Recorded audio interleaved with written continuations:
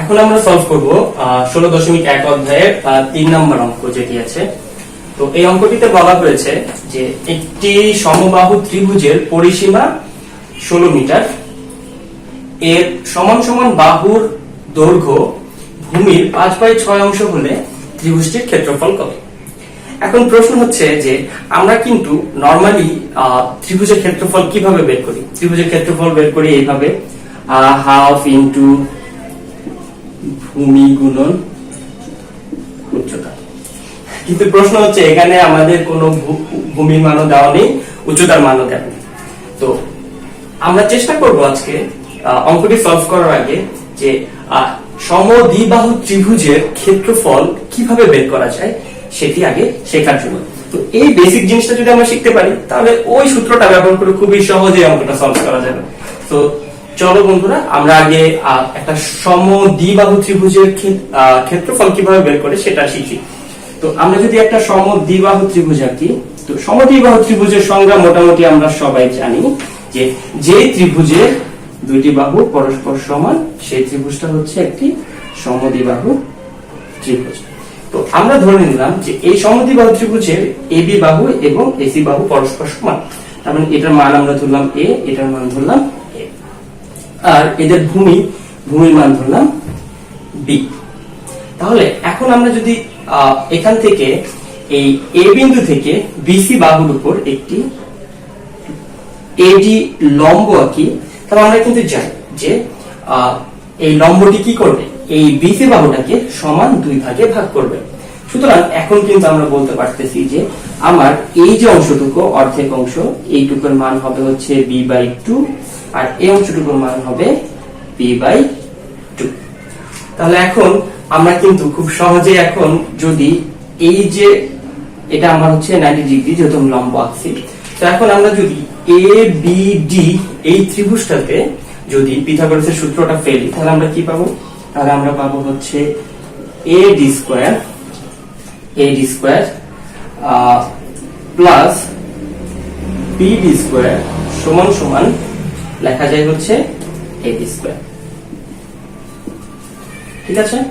আচ্ছা, এখন AB square plus BD square equals to AD square.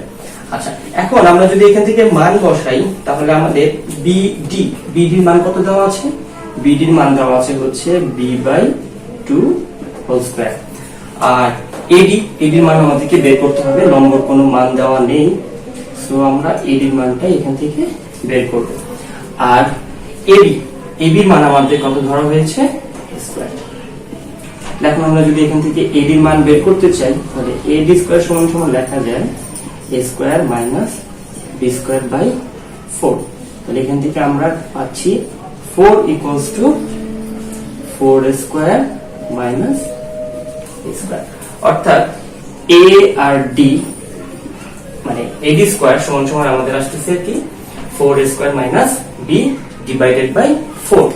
তাহলে এখান থেকে আমরা যদি শুধু AD এর মান ধরি তাহলে আমরা আসবে √4 square minus b square divided by 4। তাহলে এখন AD এর মান আমরা কিন্তু খুব সহজে বের করতে পারলাম এখান থেকে। তো এখন তাহলে এই ত্রিভুজটার আমরা এখন ক্ষেত্রফল বের করব কিভাবে? আমরা জানি কি ত্রিভুজের ক্ষেত্রফল সমান সমান কি? ক্ষেত্রফল সমান সমান হাফ ইনটু ভূমি গুণন উচ্চতা। তাহলে এখন এখানে আমাদের ভূমির মান কত বলা আছে? BC সমান সমান আমরা ধরেছিলাম B, মানে হাফ ইনটু BC ইনটু আমাদের হাইট কত দেওয়া আছে? AD। সুতরাং এখান থেকে আমরা বলতে পারি কি, এখান থেকে এখন আমরা যদি মান বসাই তাহলে আমাদের আসবে হাফ ইনটু BC এর মান আমরা ধরেছিলাম B ইনটু লম্বর মান আমরা বের করেছি কত? লম্বর মান বের করেছি আমরা, এটাকে লিখতে পারি এইভাবে √4 square minus b square divided by 4। তো এটাকে যদি আমরা গুছিয়ে লিখি তাহলে এভাবে লেখা যাবে b into √4 square minus b square divided by 2 into 2 সমান সমান লেখা যায় কি, সমান সমান লেখা যায় b into root over 4 square minus B square divided by 4। তাহলে এই যে আমরা ফর্মুলাটা পেলাম, অর্থাৎ ত্রিভুজটার ক্ষেত্রফল বের করার, এটাই হচ্ছে একটা সমদ্বিবাহু ত্রিভুজের ক্ষেত্রফল বের করার সূত্র। তো বন্ধুরা চলো এখন এই সূত্রটাকে ব্যবহার করে আমরা খুব সহজেই এই অঙ্কটা সমাধান করতে পারবো। তো এখন আমরা যদি এটাকে মুছে দিই, আমরা মূল অঙ্কে চলে যাব। আমরা এই সূত্রটা একটু উপরে লিখে রাখি। আমাদের ক্ষেত্রফল সমান সমান কি আসতেছে, ক্ষেত্রফল সমান সমান আসতেছে হচ্ছে b into root over 4 square minus B square divided by 4। আচ্ছা, এগুলো মুছে দেই, তাহলে আমাদেরকে অঙ্কটা করতে সুবিধা হবে। এখন আমরা এই প্রশ্নটা পড়ি। প্রশ্নতে কি বলা হয়েছে? প্রশ্ন বলা হয়েছে একটি সমবাহু ত্রিভুজের পরিসীমা কত মিটার? 16 মিটার। তাহলে এখন পরিসীমা বলতে আমরা কি বুঝি? আমরা জানি ত্রিভুজের 3 বাহুর সমষ্টিকে বলা হয় সেই ত্রিভুজটির পরিসীমা। তো এখান থেকে আমরা লিখে ফেলতে পারি যে এই ত্রিভুজটার পরিসীমা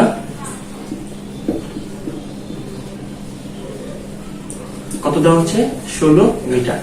এখন আমরা এই পরিসীমাটার পরিবর্তে কি লিখতে পারি? লিখতে পারি AB যোগ AC যোগ BC সমান সমান 16। আচ্ছা, এটা গেল আমাদের একটা শর্ত। আচ্ছা, এখানে আমরা মান ধরেছিলাম, এটাকে ধরেছিলাম A, এটাকে ধরেছিলাম A, এটাকে ধরেছিলাম B। ঠিক আছে, তাহলে এখন আমাদের যেহেতু AB আর AC সমান, সুতরাং আমরা এখান থেকে লিখতে পারি সরাসরি 2A প্লাস B সমান সমান 16। এটা গেল আমাদের 1 নম্বর শর্ত। আর দ্বিতীয় শর্ত এখানে কি বলা হয়েছে? বলা হয়েছে এর সমান সমান বাহুর দৈর্ঘ্য ভূমির 5/6 অংশ। তার মানে এখানে সমান সমান বাহু কোনটা বলা হয়েছে?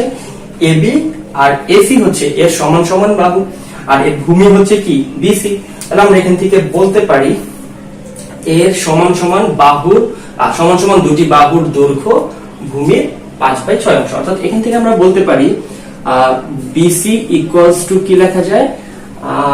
ভূমির যেহেতু 5/6 অংশ, তাহলে আমরা বলতে পারি এখানে direct AB equals to AC equals to BC এর 5/6। তার মানে এখান থেকে আমরা যদি এখন মান বসাই, তাহলে এটা হবে হচ্ছে 5B ডিভাইডেড বাই 6। আশা করি তোমরা বুঝতে পারছো ব্যাপারটা এখানে কি করলাম। যেহেতু বলা হয়েছে যে সমান সমান দুই বাহুর দৈর্ঘ্য ভূমির 5/6 অংশ, অর্থাৎ AB এবং AC যেটার মানই বের করতে চাই সেটা কি হবে? BC এর 5/6 অংশ। এখন BC এর মান কত? B, সেজন্য 5B ডিভাইডেড বাই 6। এখন এই যে মানটা আমরা পেলাম, A সমান সমান আমরা পেলাম কত? A সমান সমান পেলাম হচ্ছে 5B ডিভাইডেড বাই 6। এখন এই মানটা যদি আমরা কি করি, এখানে বসাই, তাহলে এখানে বসাইলে আমরা কি পাবো? এখানে আমরা পাবো হচ্ছে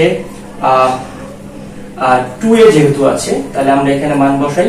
2A বসাইলে 2 এর জায়গায় কত হবে? 5B divided by 6। তাহলে 2 into 5B divided by 6 plus B equals to 16। এখন এখান থেকে আমরা যদি সলভ করলে কি পাওয়া যাচ্ছে? নিচে আমার থাকছে 3, তাহলে এখান থেকে আমরা যদি লসাগু করি তাহলে মান পাচ্ছি 3। তাহলে এখান থেকে পাচ্ছি 5B plus 3B equals to 16। 5B plus 3B equals to 16।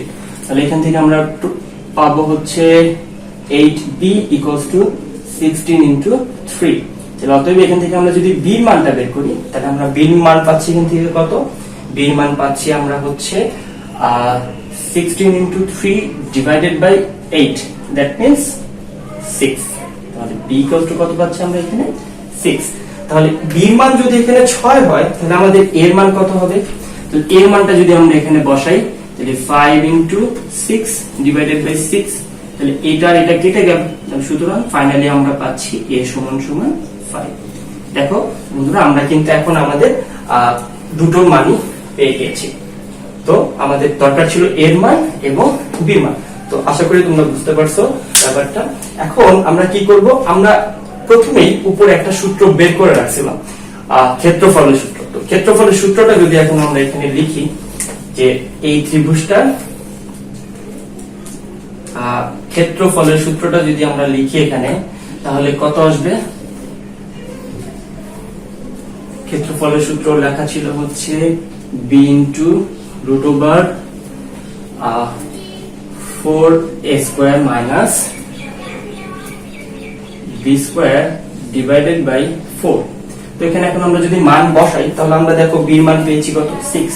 তাহলে 6 into root over 4 into a মান পেয়েছি 5 square minus 6 square divided by 4। এখন আমরা এটা চেষ্টা করব ক্যালকুলেটর দিয়ে সলভ করার জন্য। তো ক্যালকুলেটর যদি আমরা সলভ করি, তাহলে আমরা কি পাচ্ছি?